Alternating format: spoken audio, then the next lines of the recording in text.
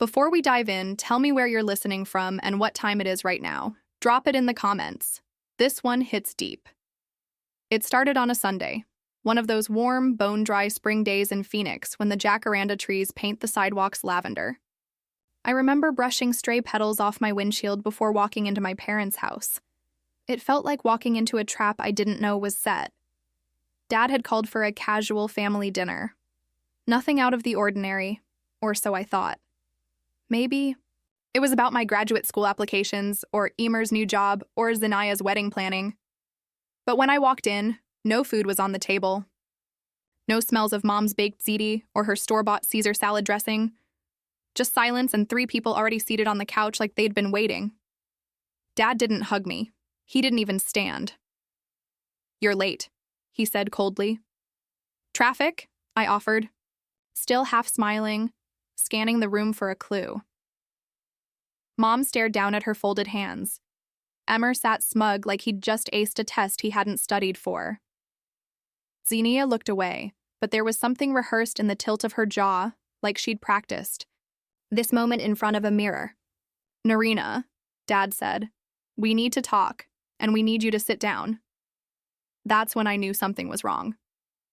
I sat stiff-backed on the armchair closest to the window. The light behind me made their faces even harder to read. "You've been taking money," Emer said, skipping any build-up. "From Mom and Dad's retirement account." I blinked. "What?" He slid a printed statement across the coffee table, a highlighted section circled in orange marker. "A withdrawal." I started, but Dad raised a hand. Xenia jumped in like she couldn't wait any longer. "And she's been seeing that married guy, the one who works at Banner Hospital. She tried to sleep with my fiancé too. He told me everything. I couldn't breathe. My hands gripped the fabric of my jeans. Are you serious right now?" I looked at her, at all of them.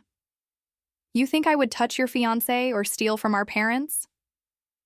"Don't lie, Narina," Mom said softly, eyes still down. "You've changed. We don't recognize who you've become." "No one asked me," I said, louder than I intended.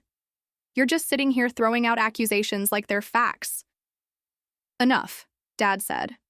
"We had a long talk. We've made a decision." Then came the sentence that cracked the floor beneath me.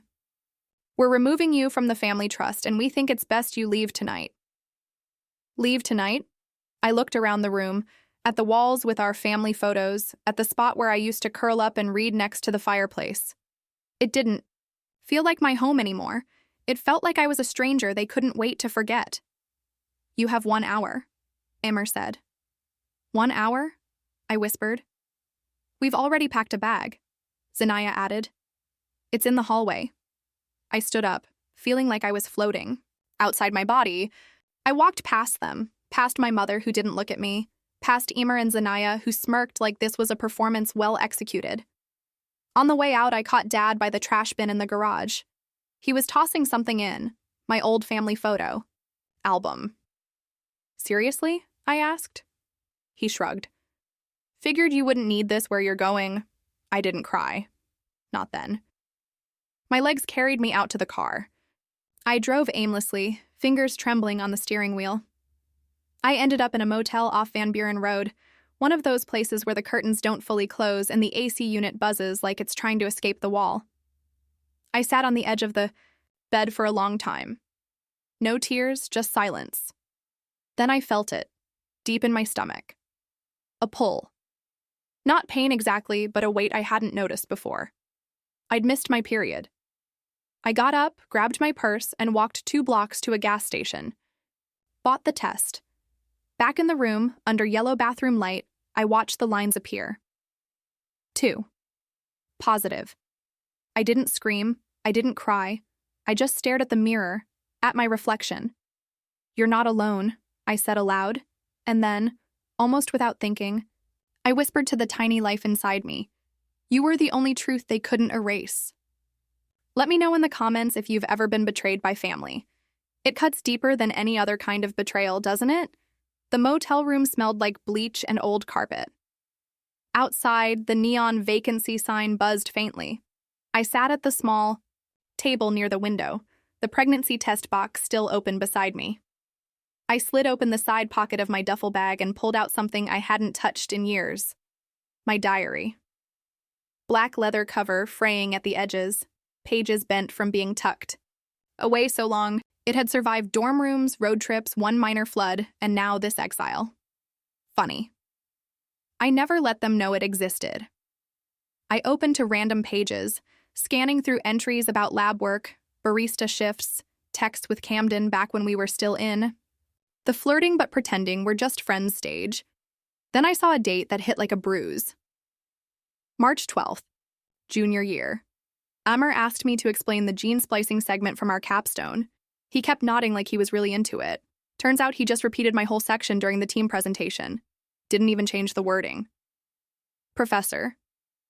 Emailed the group afterward and said Amr showed leadership initiative. Dad printed it out and framed it. I slammed the book shut. For a second, that memory still burned. I remembered how Mom clapped for him in the living room. Your brother is finally stepping up, she said. I stood there speechless while he soaked in their pride with that grin that never reached his eyes. I opened the diary again, turned more pages. Zanaya, there she was too. Always immaculate, always center stage. But it wasn't her spotlight that made her cruel. It was how she guarded it. Another entry. Grandma let me wear her old pearl bracelet today. Zanaya saw it and said, that should be mine. Grandma only gave it to you because she felt bad you weren't pretty enough for the pageant. I pretended not to hear her, but she made sure everyone else did. I swallowed the sting. That bracelet wasn't even the half of it. What Zanaya didn't know, what no one did, was that Grandma had secretly left me her wedding ring. A little gold band with a sapphire center. I kept it hidden inside a hollowed-out book. It was the one thing I had from someone who saw me. She saw me. A week after Grandma died, Zanaya stood in the backyard during a family brunch and announced she was going to use Grandma's ring as her something old for the wedding. No one corrected her. I stayed quiet. I wasn't brave then, not yet. And her wedding, God, they let me come, gave me a seat in the 4th row near the speakers. When the time came for speeches, I stepped up to the mic and it cut out. Zanaya waved it off with a laugh. Technical glitch, she said, then turned to the crowd and launched into her own toast. The mic worked just fine for her. Have you ever noticed how people who steal credit always do it again and again? Hit that like button if you've experienced this.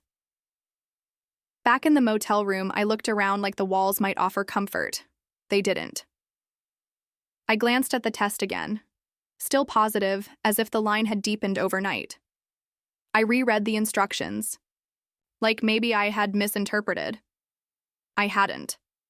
The weight of the truth pressed against me.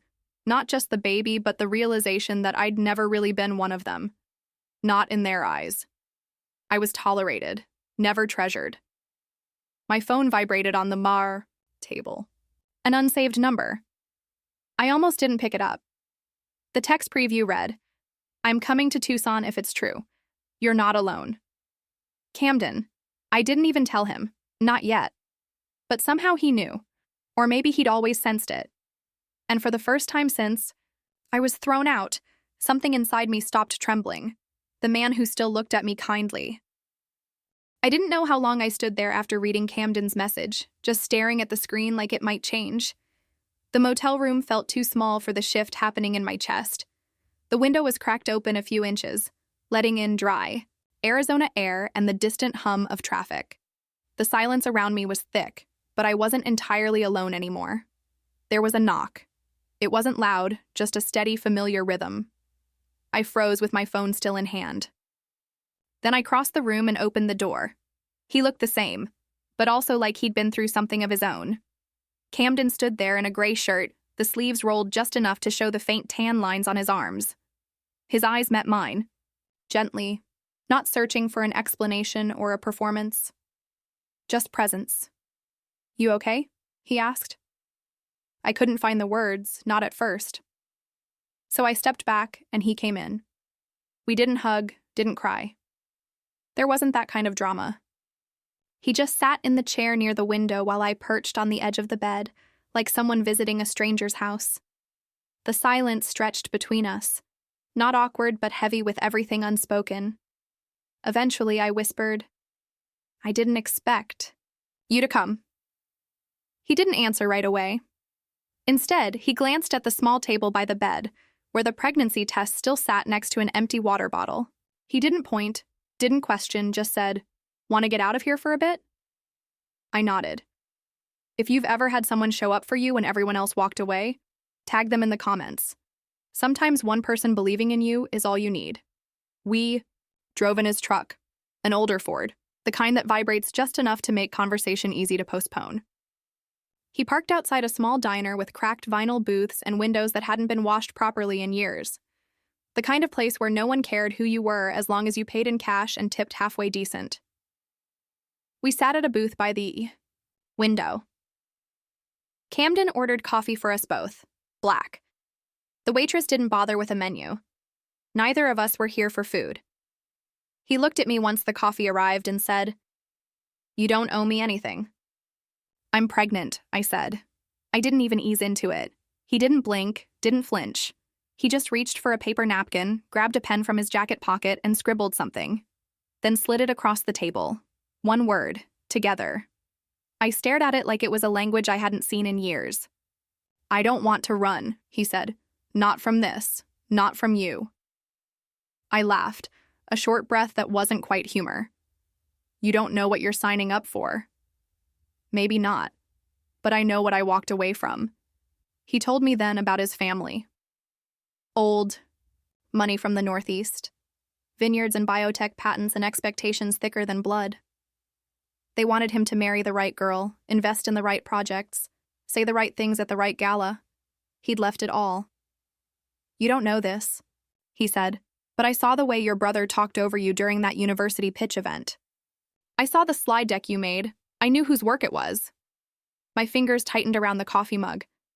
I hadn't thought anyone had noticed. Amr had strutted across that stage like he'd built the whole concept. My name wasn't even in the footnotes. He took the credit because he knew they'd believe him more than you, Camden said. I looked out the window. A teenage boy in a hoodie crossed the parking lot, skateboard in one hand, headphones around his neck. The world was still spinning. Life was still moving, even after everything had come apart. "Zanaya used to tell people I was the weird one," I said, almost smiling. "She used to say I was Grandma's favorite because I liked books more than parties. She resented your closeness with her. She resented that I didn't need her approval to breathe." He nodded. We talked for nearly an hour. No interruptions, no performances. Just truth told plainly between sips of bad coffee. I told him about the trust being rewritten, about the accusations, about the hour I was given to leave and the photo album that landed in the trash. I told him about the motel and the nausea, and the mirror and the test strip that confirmed something terrifying and holy all at once. I didn't cry. I couldn't. I'd cried all I had to cry before I even called the front desk for extra towels. When we left the diner, the sun had started its slow descent toward the west. The air had cooled, but the sidewalk still radiated heat. We walked past the edge of the lot where the pavement gave way to desert brush, cacti tall and stoic like silent witnesses. He didn't rush the silence. He let it stretch. Then he reached for my hand. "I'm not asking you to forgive them," he said, "but I'd like to help you build something better." I didn't answer, but I didn't pull away either. I looked down at my stomach, then up at the sky, open and endless. Sometimes the family you create is stronger than the family you were born into. Double tap if you agree. The next morning, I sat up slowly on the pull-out couch, sunlight slipping through the blinds of Camden's apartment. It wasn't a luxurious place.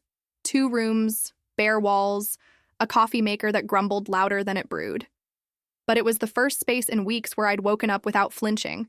No yelling, no glares, no walls closing in. I swung my legs over the edge and sat for a minute, letting my hands rest on the soft rise of my belly. Still small, still hidden to the world, but not to me. On Camden's little kitchen counter was a note. Went to pick up more coffee.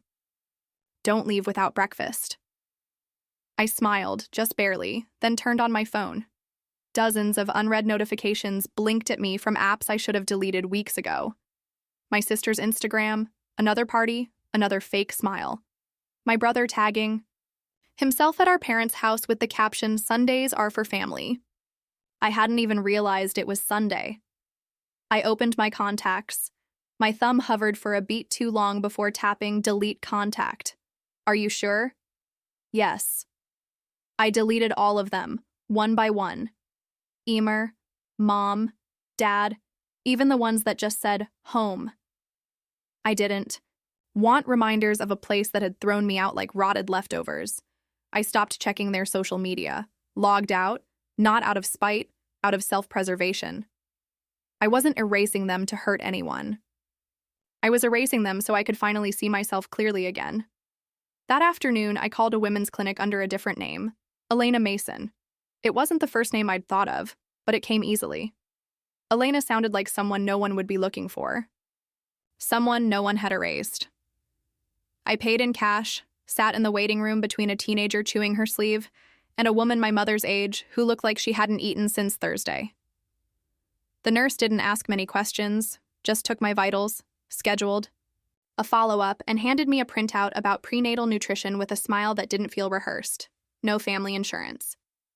No emergency contact, just me, a clipboard, and the silent promise that I would figure this out. I wasn't just carrying a child, I was carrying a future that no one else would shape this time. Quick pause. If this story is resonating with you, please hit subscribe. It helps more than you know, and I have so many more stories to share with you. Later that week, I spent hours at the downtown library in Phoenix. Not the glamorous part with coffee shops and murals. The older wing where the computers still wheezed and every desk wobbled just slightly to the left. I researched grant programs, legal frameworks, basic startup structures. I didn't know what I was doing, not completely, but I knew what I wanted to build. A biotech company based on the thesis that Emmer had once pitched as his own. This time, my name would be on every page. Camden never hovered. He didn't offer to fix things. He just made sure I ate, brought me backup pens, and sometimes sat in the corner reading quietly while I worked. We didn't talk about his family. Not really. But one evening, over takeout and soft jazz playing from his phone, he said, "They tried to build me in their image. I'd rather help someone build something real." That night, we made a quiet pact. No going back. No calling them.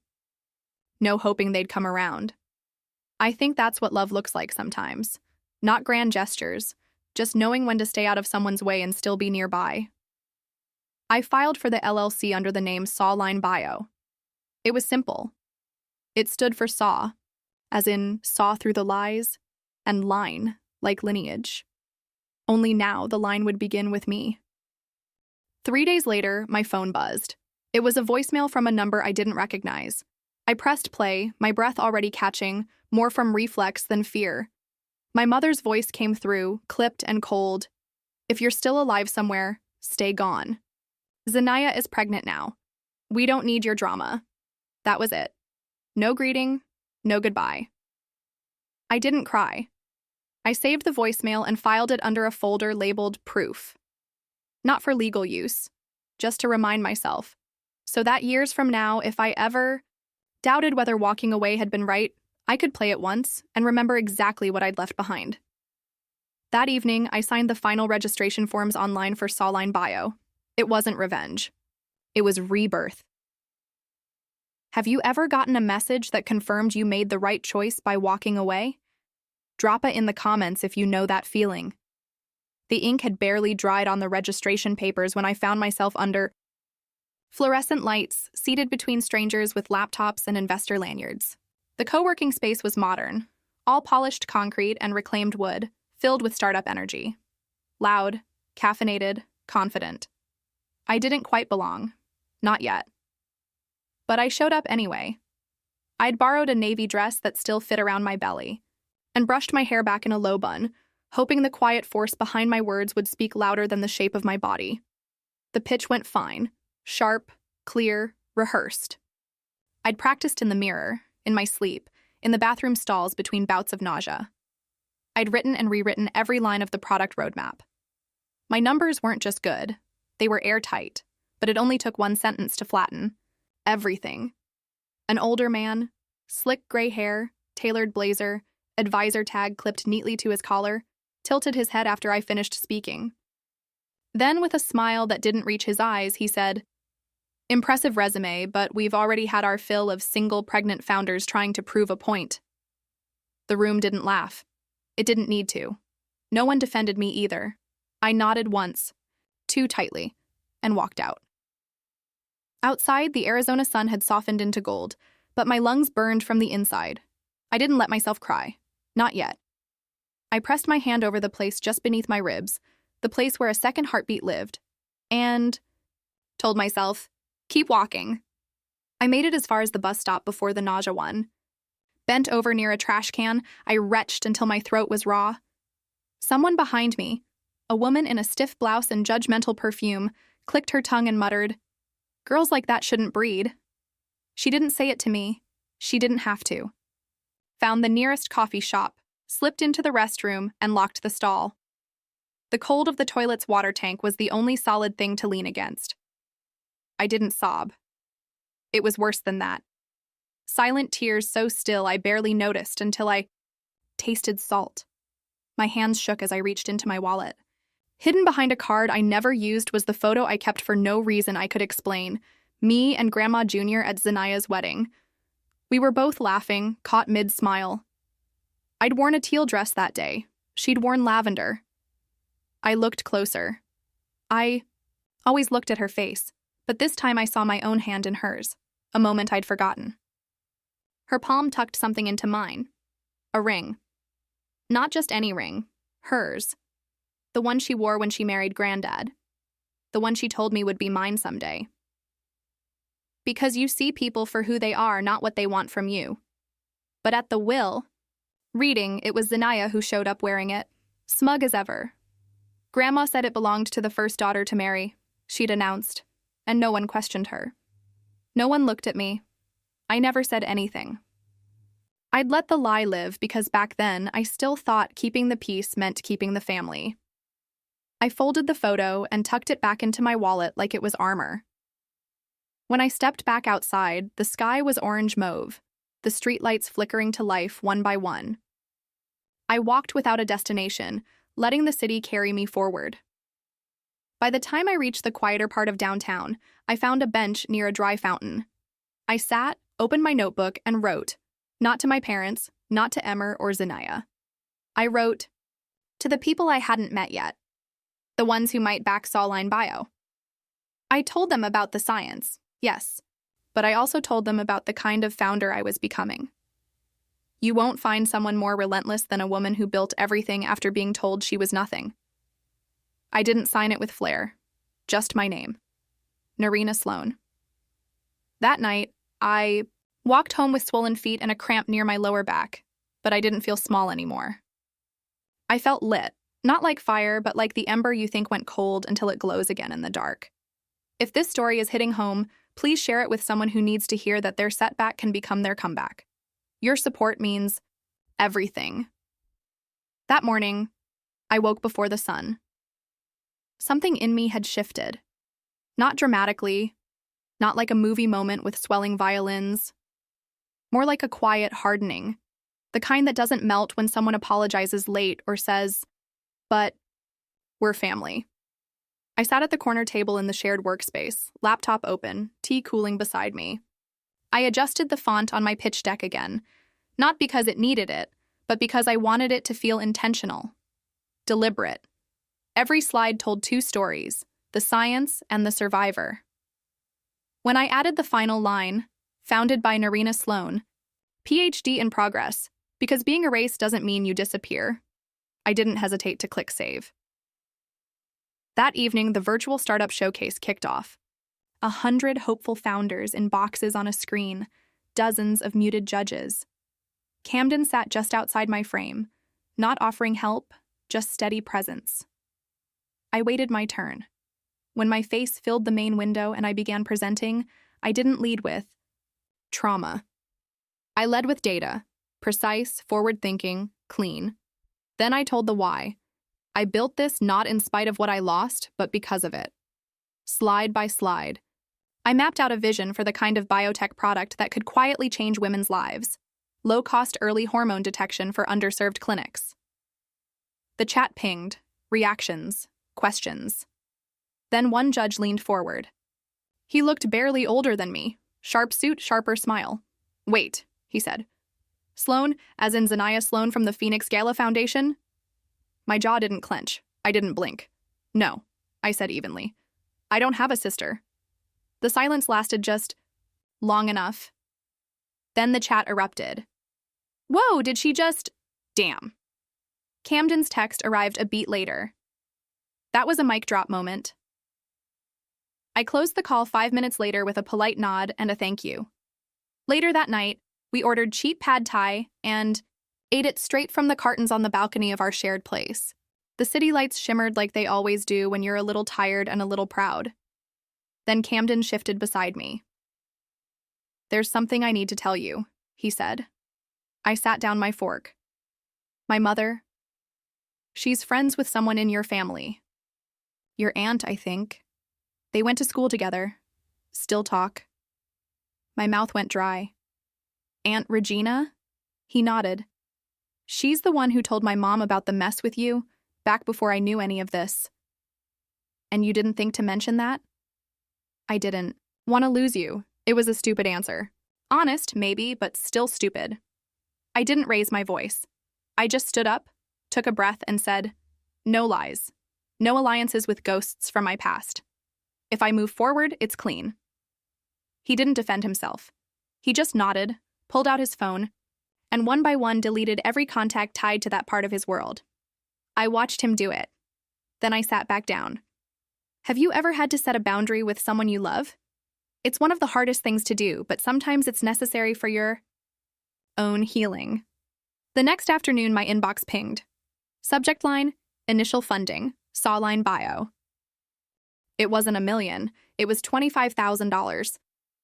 But it was from someone who'd watched the pitch and wrote, "Your conviction is unforgettable." I'd bet on that kind of clarity. I stared at the email until it blurred. Not from tears, just disbelief. Then I printed the check, walked to the rooftop of the co-working space, and let the dry Phoenix wind slap my cheeks awake. Below, glowing off the side of a building, a billboard flickered. Zanaya's face smiled beside a slogan about women's empowerment and charitable futures. It was a lie, just another image she wore better than truth. I folded the check in half, slid it into my blazer pocket, and whispered, "You can't erase what I've built just because you screamed louder first." By the time my company had a real name, I no longer needed theirs. Phoenix Biotech wasn't flashy. It wasn't the kind of name you bragged about at a gala, but it was mine. Every single part of it had been built on ground I'd scraped with my own hands. And that morning, I zipped up my blazer over my growing belly and stepped out into the sunlit morning. Not as someone's daughter, not as someone's sister, but as a founder. The Regional Medical Innovations Conference was being held at a swanky downtown hotel, the kind with marbled floors and triple lattes that cost more than a lunch. Camden parked a few blocks down so I could walk in alone. It wasn't about dramatics. It was about reclaiming the space my name had once been erased from, but nothing prepared me for what I saw.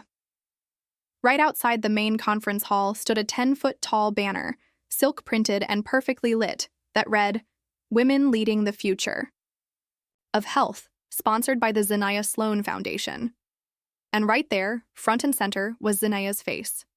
Head tilted slightly, eyes modest. Arms crossed like she knew exactly how to pose for legacy. Below that, quotes, words pulled word for word from my thesis abstract. No attribution, no footnote, no mention of Phoenix Biotech. I stood still long enough that someone brushed past me and muttered, "You okay?" I wasn't, but I nodded. The moderator called the next name on the mic. Mine.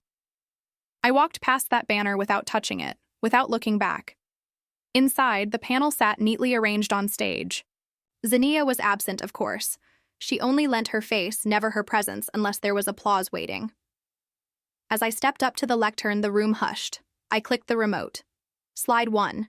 Data charts, hormonal response mapped over trimesters. Slide 2. Underserved patient response rates in rural clinics. Slide 3.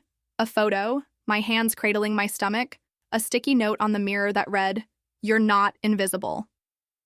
They just can't see what you're building yet." I took a breath. Then I spoke. "I wasn't invited to this panel," I said, steady. "But I built the science you're funding. Not with a dynasty, not with a PR firm, with a body no one believed could lead and a voice they tried to drown in family shame." No one moved. I ended with the final slide, a time-stamped email thread showing the first draft of my thesis, years before the foundation was created. Then I stepped down. Camden met me at the foot of the stage, phone in hand. He'd been recording. Already uploading. Already captioned. The right twin built it. The tag caught like dry brush fire. My inbox began to fill before I even reached the parking garage. We made it to the car just as the sun dipped low. That kind of gold that makes everything feel warm, even when your stomach is turning, until I saw the windshield, spray paint in. Red, backstabber, trash. Mom shamed to the name. I stood there, not stunned, just still. Camden rushed forward, cursing under his breath, but I walked calmly to the driver's side. There, under the windshield wiper, was an envelope with my name in perfect cursive. Inside, a cease and desist letter accusing me of defamation, demanding takedown of all posts, threatening to sue. At the I. Bottom, Zanaya's signature, Camden's face flushed with fury. "Do you want me to call the police?" I didn't answer. I reached into my bag and pulled out a folder, thicker than hers, heavier. Inside, screenshots of time-stamped research files, email threads with advisors, grant receipts, statements from lab. Assistants, copies of old mentorship logs, all with her name falsely attached to my work. I closed the folder slowly, tucking it under my arm. "Let her try," I said. "Let her swing first." I turned to Camden and smiled, soft but sharp. "Because I brought the fire this time. If you've ever been underestimated, only to come back stronger than anyone thought possible, this next part is... For you, the lawsuit was already drafted. I just hadn't hit send until now. And once I did, everything moved faster than I could have imagined." The silence between me and my family became legal paperwork. The ache in my chest became evidence. The sleepless nights, depositions. I arrived at the Phoenix courthouse early that morning. The air was dry, the sky clear in a way that made everything feel sharper. I wore the navy blazer my mother once said made me look too masculine for a daughter. I smiled while buttoning it that morning. She was right. It wasn't feminine. It was formidable.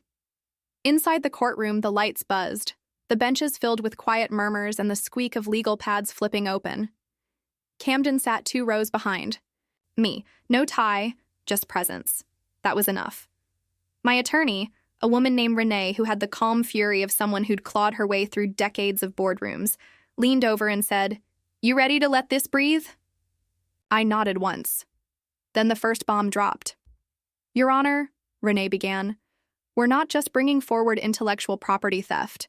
We have testimony from a former NIH grant officer confirming that Zanaya Sloan used proprietary research authored by Narina Sloan to secure both federal funding and nonprofit status." You could hear the air leave the room. The judge, a sharp woman with tightly coiled hair and a sharper gaze, didn't blink. "Proceed." And just then, the doors opened. Zanaya entered wearing a cream-sheath dress and sunglasses that didn't match. The fluorescent lights. Her heels clicked slowly, as if she were still on a stage. When her eyes met Camden's seated form behind me, her jaw locked. She hadn't expected him to stand by me. That was her mistake. Zanaya's legal team, all polished teeth and performative civility, tried their angle. "This is a tragic misunderstanding among family," one of them said. "Grief sibling. Rivalry, confusion over academic boundaries." I stood. The courtroom grew quiet again. "I'd like to submit additional evidence," I said. My voice didn't shake. I walked up to the bench, pulled a small USB from my purse, and handed it to the clerk. Audio files, I explained. Conversations recorded outside my old bedroom. I had no idea they were being said loud enough to capture, but they were. The judge raised an eyebrow. And what do these recordings contain, Miss Sloan? My mother, my sister, my aunt, all discussing how to cut me out because I was too stubborn to control. I didn't cry. I didn't need to. I saw it ripple through the room, the unease, the shock. And in a strange, quiet flash, my mind pulled me backward. A younger me sitting cross-legged on my childhood bed, the sound of laughter from the hallway. I remember freezing, hearing my mother say, "She's not smart. She's just difficult." Like her father. That night, I'd curled into the smallest shape I could manage. But here in this room, I stood tall. The judge took a long breath and nodded to the bailiff. "We'll recess to review the submitted recordings. In the meantime, I am granting a temporary injunction. Miss Zenaya Sloan is barred from representing or financially benefiting from any material related to Phoenix Biotech, its subsidiaries, or any derivative works tied to the plaintiff's graduate research." There it was. Not an applause, not cheers, just silence, which in court is as loud as justice gets. As the crowd filed out, Zenaya looked around for someone, anyone, to walk out with her. Our parents sat on the opposite side of the room. My father looked down at his folded hands. My mother stared blankly ahead. They didn't move. Zenaya stood there alone in a sea of whispers and camera flashes. Reporters surged toward me as I stepped into the sunlight outside. Microphones, lenses, questions. One voice broke through, sharp and clear. "Miss Sloan, is there anything you'd like to say to your family?" I paused just long enough for the hush to spread again. Then I said, "No, I already did." In court, sometimes silence speaks louder than words. Drop it if you've ever walked away without giving someone the satisfaction of a response. I didn't go home to celebrate. I went back to the lab. With my children asleep beside me, the space smelled faintly of ethanol and fresh paper. The overhead. Lights were dimmed, save for the desk lamp by the culture station. Leo and Leora lay curled in matching blankets I kept tucked under my bench, their soft breaths rising in rhythm. One tiny foot had escaped, dangling over the edge of a cushion. I gently nudged it back under the quilt and kissed the crown of Leora's head. Their presence grounded me more than any court ruling ever could.